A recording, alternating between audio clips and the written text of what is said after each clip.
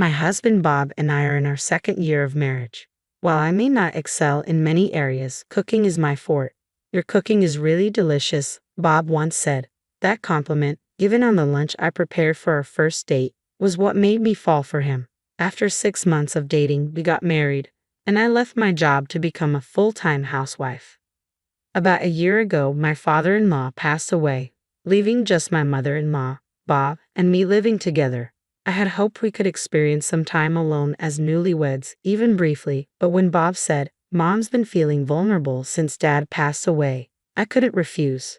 Shortly after starting our married life, I realized my mother-in-law didn't like me. I had encountered bullies at my old job, but she was worse. She constantly found fault with everything I did. While I was cleaning, she would point out every tiny spot I missed and say, "What's this brown spot? Can't you see it?"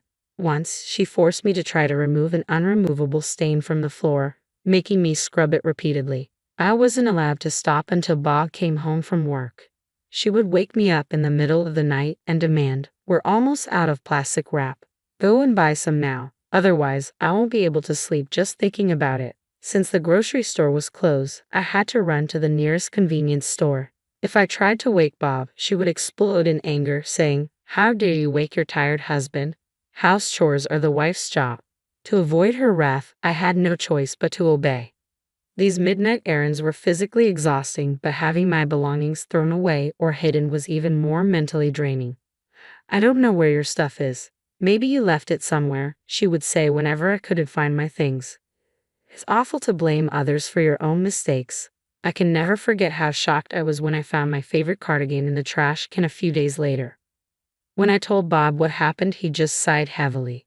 "Well, you can just buy a new one," he said. I also tried in vain to persuade him to talk to her. Not knowing what else to do, I bought a safe with the money I'd saved before marrying Bob. I kept my belongings out of her sight, especially my valuables, which I stored in the safe. It's crazy to distrust your own family like you do. I'd like to see the face of the person who raised you. Her harsh tone intensified, and every time she opened her mouth, I had to brace myself for the inevitable verbal attack. She criticized every meal I cooked, saying, "Too bland," or "No taste at all." When I tried to make the dishes more flavorful, she complained they were too spicy. I began to doubt my cooking skills and couldn't help asking my husband for his opinion on the taste. "Mom has very strong food preferences. I think it's delicious," he said. Cooking, once a joy, became a chore. After a year of enduring my mother-in-law's bullying, I had an epiphany. Staying home all the time was the problem.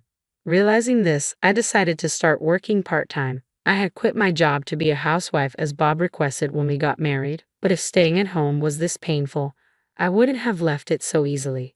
Despite a slight gap in my career, I was valued for my quick learning skills at my part-time job, and it simply felt good to be praised again.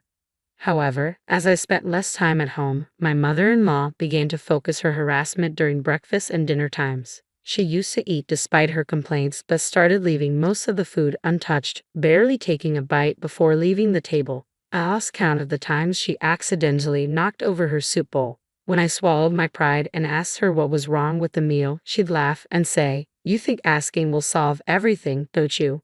Why don't you try thinking for yourself?" I was left alone to clean up her leftovers at the dinner table. One day, my mother-in-law really crossed the line. While we were having dinner, she suddenly stood up, took her plate in her hand, and headed to the kitchen. As I looked up in surprise, our eyes met, and she smirked. "What?" By the time I realized what was happening, she had already thrown the meal I made into the trash can. "This is such an awful-looking meal. Even dog food would look better than this," she scoffed. I looked at Bob in disbelief, but he just ignored me and continued eating. I couldn't believe what I was seeing, so I rushed to the trash can. I opened its lid and stared at the ruined food. "This is terrible." I turned around to see Bob, but he wouldn't even look at me. "She probably wasn't feeling well." He dismissed his mother's actions. "How could she throw the food away right in front of the person who made it?" I asked, growing more upset. Bob scratched his head in annoyance and said, "Look, I have work tomorrow. Unlike you with your part-time job, I'm a full-time employee working hard from morning to night. What's wrong with doing a part-time job? I work, cook at home, and then have my cooking thrown away by your mother." My voice broke with emotion, and he sighed deeply. "Lisa, you're becoming a nag. Mom's probably irritated by your nagging too." you know. And if it's that bad, then you shouldn't be cooking anymore. After saying that, Bob walked into his bedroom, leaving me staring at his back in disbelief. At that moment, I finally realized he didn't care about me at all. Something inside of me just snapped. The next day, I prepared breakfast as usual and let both Bob and my mother-in-law know it was ready. Bob sat down to eat, but my mother-in-law grabbed her plate and said, "Not even a dog would eat this in the morning," then threw her breakfast in the trash can. Without a word, I stood up and took away the breakfast I prepared for Bob. "What?" he said, looking bewildered. "I will have it." I quickly sat down and started eating his breakfast, ignoring my mother-in-law's actions and Bob's growing frustration. "Hey, why are you eating my breakfast? What are you doing?" they both exclaimed. I looked at them innocently and replied, "Well, since your mother said a dog wouldn't even eat this, you shouldn't be eating it either. I'll take responsibility for what I made and eat it myself." "No, I didn't say that." "But you didn't deny what your mother said, did you?" Bob opened his mouth but seemed unable to find anything to say. "Lisa, stop talking nonsense and make Bob's breakfast," my mother-in-law snapped. I looked straight at her with a smile. "I'm very sorry that I have been serving you the sort of food that a dog wouldn't even eat. Don't worry, I won't cook for you ever again." I grabbed my knife and fork, finished eating breakfast, and stood up. Bob said, "Wait, Lisa, what about my breakfast?" "Eat whatever you like," I replied, then left the house quickly.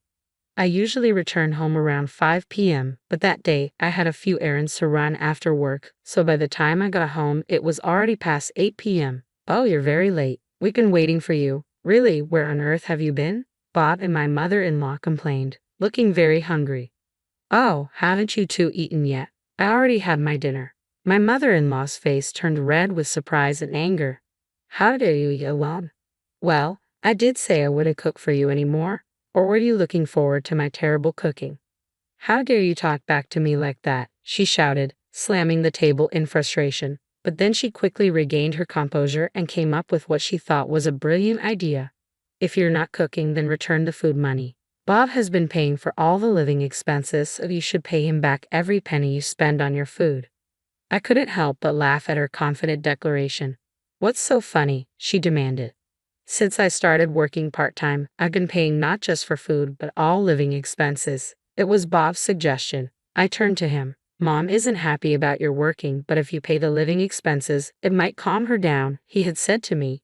It had been over a year since I started my part-time job, which means I had been covering the living expenses for the last half of our married life. My mother-in-law, apparently unaware of this, looked shocked and turned to Bob. "Is that true, Bob?" "Well, you wanted more pocket money," Bob mumbled weakly, making excuses. He had me cover the living expenses so he could use the extra money for his mother's allowance. "You seem to have been spending quite a lot on extravagant meals." In the mailbox, I found a flyer for regular customers at an upscale restaurant. I had thought my mother-in-law made her own lunch, but after seeing the flyer, I had my suspicions and found some receipts from that restaurant in the trash. Shouldn't the proper thing be to pay back all the living expenses I've provided? After all, it was my hard-earned money. "Don't worry, I'll be sure to bill you properly," I said with a bright smile to my mother-in-law, who was trembling with anger. "Hey, what do you mean by billing?" Bob, perhaps sensing something, turned pale and stood up. "I want a divorce, and of course, I'll make sure I ask for alimony." "Divorce?" he muttered in shock, but then brightened up, thinking he found a flaw in my plan. "Do you think you can afford to live on your own with what you earn from your part-time job?" He probably thought I would struggle financially. "About that part-time job, I've been offered a full-time position." "What?" "I've also decided where I'll live." My actual plan was to commute from my parents' home for a while, I said, watching the realization dawn on him. "I'll get my lawyer to handle the proceedings from now on." With those words, I went to my bedroom and grabbed the luggage I had packed the night before. Bob, still in shock, stood frozen by the dining table. I ignored him and walked past. "Lisa, I'm sorry," he called out, making me stop and turn around. "Sorry for what? What do you mean?" I asked, exasperated. "It was hard to take sides between you and Mom." "I never said anything bad about your cooking, did I?" he replied. He doesn't understand anything at all. In the end, I truly realized I had been blind. It's not about taking sides. You chose to say nothing when the food was being thrown away and when I was being harassed by your mother over and over. Despite my pleas, you never helped me. Your playing the victim doesn't change the fact that you hurt me. I reproved him. Bob started crying bitterly. Seeing the gravity of his sorrow, I quickly glanced at the pathetic man and headed toward the front door. As I reached for the door, my mother-in-law called out to stop me. I never intended for things to get this bad. I was amazed at how oblivious she was to the severity of her actions. I've looked after you all this time, and it's disappointing that the last thing I hear from you is such an excuse-like response. From now on, you won't have to worry about being caught for spending a lot of money on delicious meals. My mother-in-law stood frozen, her eyes wide open as if her breath had stopped. I returned to my parents' house, where they warmly welcomed me, already aware of my situation. According to my lawyer, everyone in the neighborhood knew my mother-in-law was incapable of household chores. Apparently, my father-in-law had managed the housework when he was still alive. After his passing, Bob, now my ex-husband, and his mother lived on takeout and eating out. To them, I was a convenient housekeeper to exploit. The news about our divorce quickly spread throughout the town. Eventually, it reached Bob's bosses and colleagues, causing him considerable embarrassment. Bob and his mother are now in financial trouble, having hardly saved any money and squandering it all. They are panicking over the alimony they owe me. Now that everybody knows about their mistreatment of me, finding a new housekeeper has become impossible. They can't even afford the kind of meals they used to have. Bob, unrelenting, kept texting and asking if we could get back together. I also received messages from my mother-in-law filled with excuses, but they were repetitive and uninteresting, so I stopped reading them. Now, I enjoy cooking for my family, making sweets and baking cakes on weekends. I often share my creations with my colleagues.